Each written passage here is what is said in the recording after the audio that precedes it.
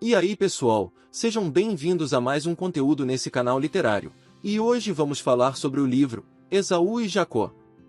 Então, te segura na cadeira, pegue o seu fone de ouvido, e vamos para mais um resumo de livro. Título: Esaú e Jacó. Autor: Machado de Assis. Editora: Companhia das Letras. Páginas: 253. Esaú e Jacó foi publicado em 1904, e é o penúltimo livro de Machado de Assis. Porém, o personagem Conselheiro Aires, do livro Memorial de Aires, é também um dos personagens centrais dessa história. Segundo a maioria dos críticos, o livro se destaca por consolidar a maestria de Machado de Assis no domínio da narrativa. Esaú e Jacó se insere na segunda fase da produção literária do autor, conhecida como fase realista psicológica.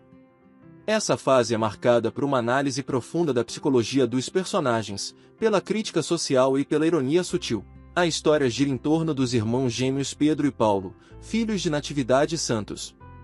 Desde o nascimento, eles mostram personalidades opostas. Pedro é mais impulsivo e voltado para a ação, enquanto Paulo é introspectivo e contemplativo. A narrativa acompanha a vida dos gêmeos desde a infância até a vida adulta, explorando suas diferenças e a rivalidade sutil que existe entre eles. Machado de Assis utiliza a metáfora bíblica de Esaú e Jacó para representar essa dualidade e conflito fraterno. A vida dos irmãos se complica com a chegada de Flora, uma jovem por quem ambos se apaixonam. Flora, por sua vez, fica dividida entre os dois, alimentando a rivalidade entre eles. O triângulo amoroso se desenvolve com Flora indecisa, Pedro e Paulo competindo por sua atenção, e a tensão crescente entre os irmãos. Flora é uma mulher inexplicável, pois, como um pêndulo, oscila entre a amizade e o carinho dos irmãos, sem contudo chegar a uma decisão. A narrativa explora as complexidades do amor, do desejo e da rivalidade fraterna. O Conselheiro Aires, personagem já conhecido de outras obras de Machado de Assis, e que seria o personagem principal de Memorial de Aires, atua como observador e comentarista dos acontecimentos.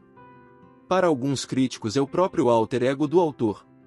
Ele reflete sobre a natureza humana, a sociedade e os dilemas dos personagens, oferecendo uma perspectiva filosófica e irônica sobre a história.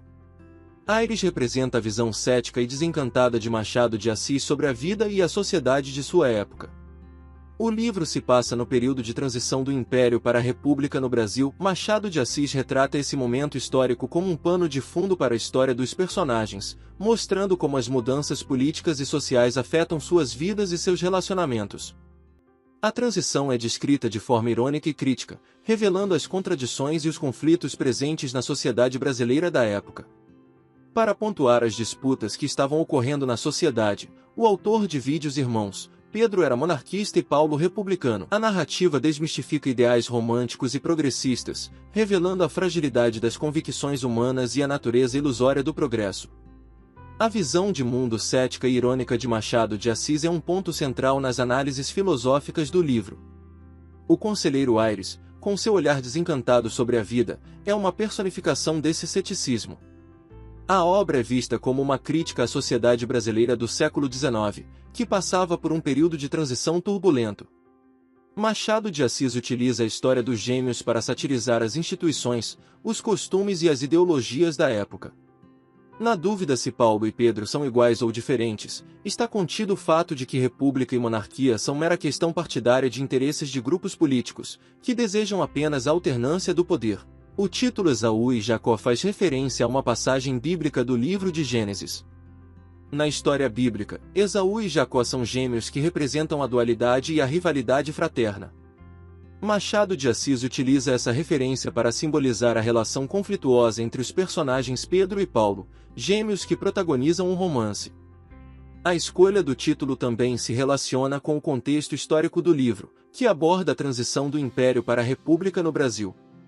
Assim como Esaú e Jacó representam forças opostas, o livro retrata as tensões e os conflitos presentes na sociedade brasileira durante esse período de mudança. Além disso, o título remete à ideia de que a história se repete, com os mesmos conflitos e rivalidades se manifestando em diferentes épocas e contextos. O livro termina com uma reflexão sobre a natureza da vida, a passagem do tempo e a futilidade dos desejos humanos. Machado de Assis não oferece respostas fáceis, mas convida o leitor a refletir sobre as complexidades da vida. À primeira vista, a vida parece simples.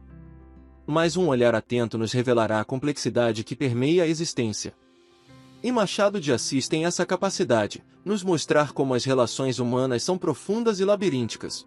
Se você gostou desse episódio, deixe o seu like e se inscreva no canal.